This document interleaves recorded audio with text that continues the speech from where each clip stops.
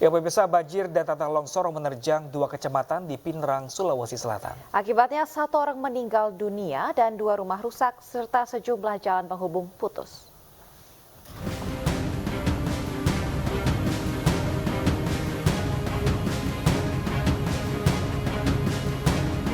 Banjir dan tanah longsor melanda 2 kecamatan di Kabupaten Pinrang, Sulawesi Selatan, yakni Kecamatan Lembang dan Kecamatan Batu Lapa.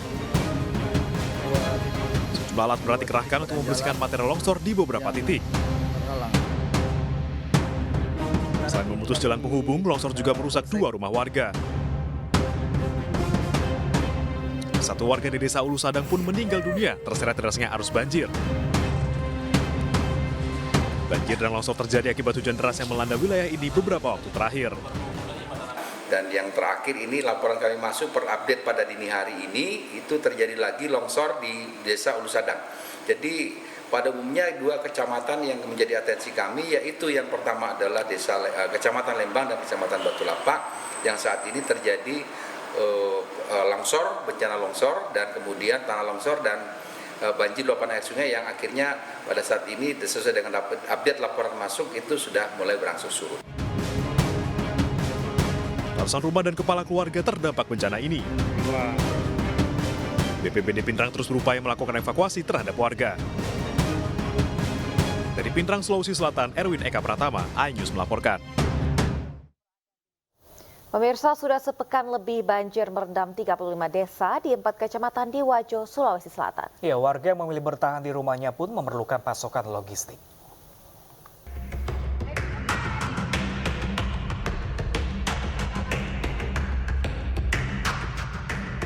Ratusan paket sembako dan air bersih disalurkan untuk sejumlah korban terdampak banjir di Kelurahan Lailo, Kecamatan Tempe, Kabupaten Wajo.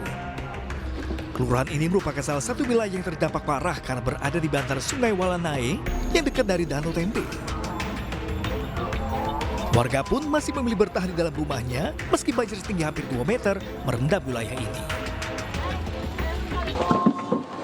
Tapi baru 2 hari ini meloncat langsung naik terus karena kiriman dari, terima kasih Pak, kiriman dari Sidrap, Sopen. Itu air Bu di air di Anuta, ya. Jadi biar tidak hujan di sini karena hujan di Sopen tetap naik di sini. Oh, banjir kirimannya Bu. Dari tadi malam. Dari data BPBD, sebanyak 35 desa dan kelurahan di 4 kecamatan di Kabupaten Wajo terdampak banjir. Sebanyak 6.000 rumah juga ikut tergenang. Pada tanggal 4-5 terjadi lagi hujan lebat di wilayah Sungai Walanae dan Sungai Bilang yang menyebabkan terjadi banjir untuk daerah aliran Danau Tempe seperti Kecamatan Belawa, Tanah Sitolo, Tempe, dan Sabamparo. Kondisi tahunan di Wajo ini terjadi karena banjir kiriman dari sejumlah kabupaten tetangga seperti Kabupaten Sopeng dan Sidrap yang menyebabkan Danau Tempe meluap. Dari Wajo, Sulawesi Selatan, Ahmad Sengkang, iNews melaporkan. Labbaik Allahumma labbaik, labbaik la syarika laka labbaik, innal hamda wan ni'mata laka wal mulk la syarika lak. Ya, pemirsa, menjalankan ibadah haji ke Tanah Suci jadi idaman seluruh umat muslim. Tak terkecuali seorang penjual sandal keliling di Pasuruan, Jawa Timur. Setelah menabung Rp200.000 setiap hari selama 12 tahun, ia bersama istri bisa naik haji tahun ini.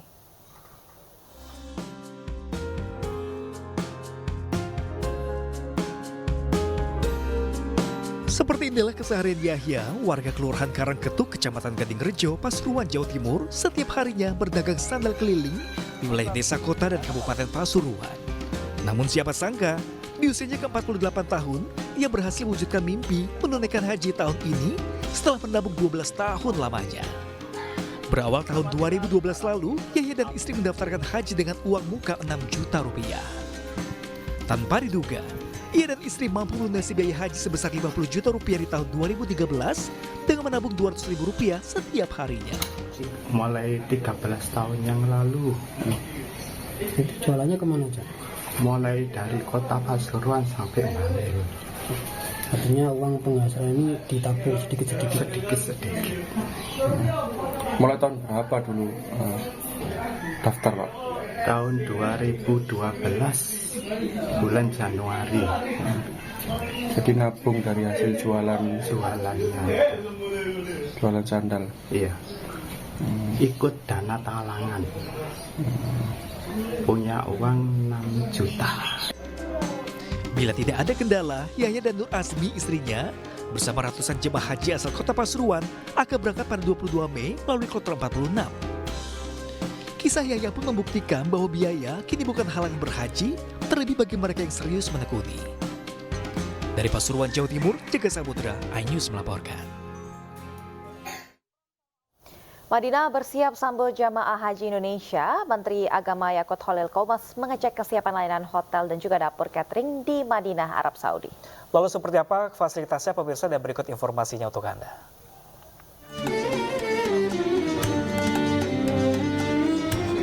Dua hari jelang keberangkatan jemaah haji Indonesia gelombang pertama pada 12 Mei, Menteri Agama Yakut Khalil Qomas mengecek kesiapan layanan hotel dan dapur catering di Madinah, Arab Saudi. Menak berkunjung ke Emaar Elite Hotel di kawasan Syamaliyah. Di Emaar Elite yang berjarak hanya sekitar 50 meter sebelah utara Masjid Nabawi ini nantinya akan ditempati 1.400 jemaah. Total terdapat 106 hotel yang akan dijadikan pemondokan jemaah di Madinah. Ini tadi saya datang meninjau persiapan di hotel pagi tadi sampai Madinah, dan saya kira hotelnya juga representatif, bagus, bersih, dan sesuai dengan kontrak yang kita tuliskan.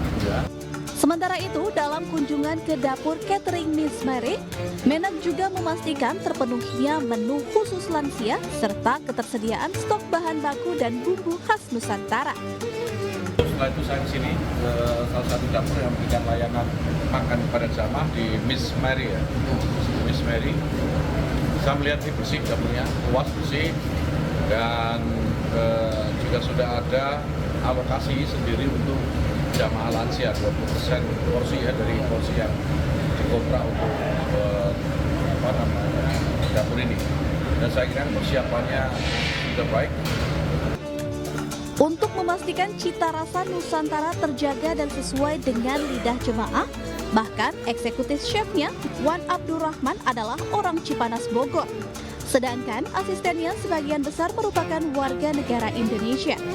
Dari Madinah, Arab Saudi, Suhud Nur Fadli, iNews melaporkan. Ya pemirsa, penyelenggaraan ibadah haji 1445 Hijriah tinggal menghitung hari. Mengusung tema Haji Ramah Lansia, berikut ini kami tampilkan jadwal rencana perjalanan calon jemaah haji Indonesia.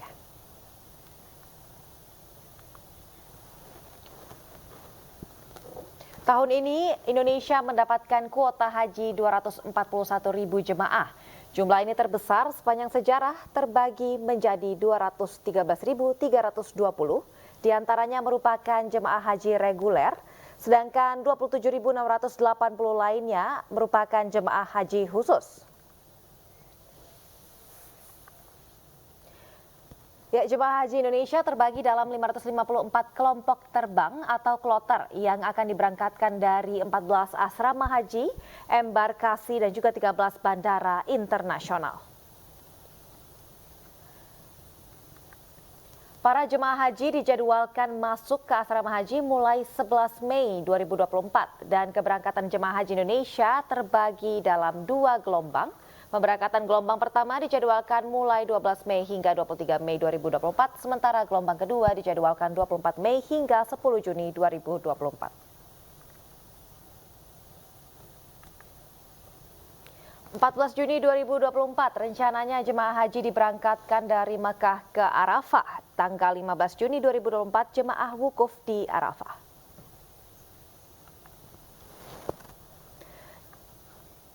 Dan selanjutnya pemulangan jemaah haji gelombang pertama dijadwalkan pada 22 Juni hingga 3 Juli 2024. Gelombang kedua mulai tanggal 4 hingga 21 Juli 2024.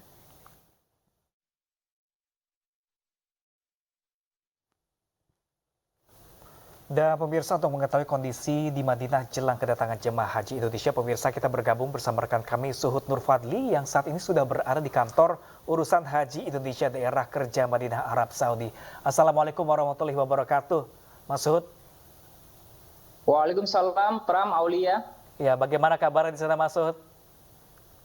Alhamdulillah sehat walafiat meski perlu proses aklimatisasi, Pram. Oke, Mas Suhud. Terkait perbedaan cuaca di sebentar Madinah lagi dengan Jakarta. Ya, jemaah dari asal Indonesia akan segera diterbangkan ke Madinah Arab Saudi. Seperti apakah persiapannya di sana, Mas Suhud?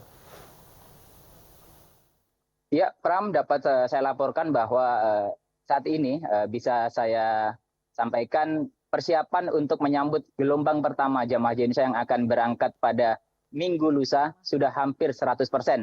Dan di tempat saya berdiri ini adalah di atas kantor urusan haji Indonesia daerah kerja Madinah. Bisa dilihat bahwasanya di sekitar kantor yang hanya berjarak sekitar 3 km ini dari Masjid Nabawi, berdiri banyak hotel yang nantinya akan ditempati oleh jamaah haji Indonesia, di mana semua hotel tersebut dipastikan ramah lansia dan disabilitas, baik dari sisi fasilitas maupun makanan yang akan disajikan. Pram. Oke, Maksud tadi Anda bilang ini ramah disabilitas dan juga lansia. Memang sebelumnya berbeda dengan seperti tahun-tahun sebelumnya. Seperti apa saja fasilitas di sana, rekan Sud? Untuk fasilitas yang akan diperbarui oleh Kementerian Agama diantaranya adalah bus ramah lansia dengan double decker. Selain itu juga ada makanannya itu khusus Pram, jadi makanannya itu lebih lunak untuk memudahkan lansia dalam mengunyah makanan. Pram. Baik, Suhud, bagaimana kira-kira atau bagaimana kondisi cuaca di sana saat ini dan mungkin berbagi tips untuk jemaah haji Indonesia apa saja sih yang memang harus dipersiapkan untuk melaksanakan ibadah haji agar lebih lancar nanti ke depannya?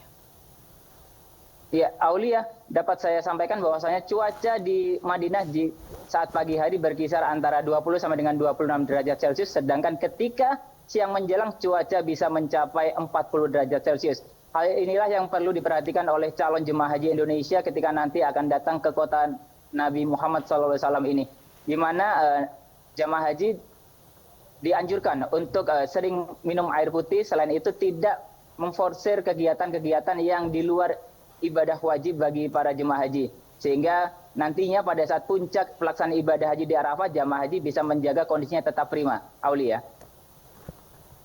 Baik, terima kasih. Terima kasih rekan Suhud Nur Fadli, laporkan langsung dari Madinah Arab Saudi pemirsa, dan kita ke informasi